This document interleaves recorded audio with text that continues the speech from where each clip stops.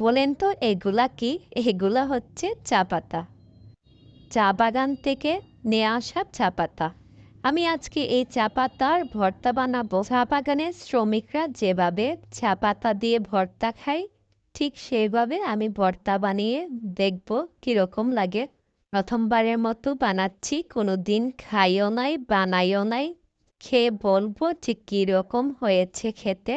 পাতাগুলো কুচি কুচি করার পরে আমি এখানে পেঁয়াজ মরিচ ভালো করে মেখে নিচ্ছি লবণ দিয়ে, তারপর চা পাতাটা মাখিয়ে নিচ্ছি।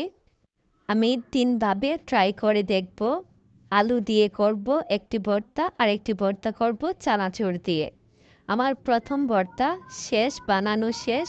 এখন দ্বিতীয় আলু দিয়ে মাখিয়ে নিয়েছি, আর তৃতীয়টা নিচ্ছি চানাচুর দিয়ে। পাতার ভর্তা আমি ৩ রকমভাবে বানিয়েছি, আমার কাছে কোনোটাই ভালো লাগে।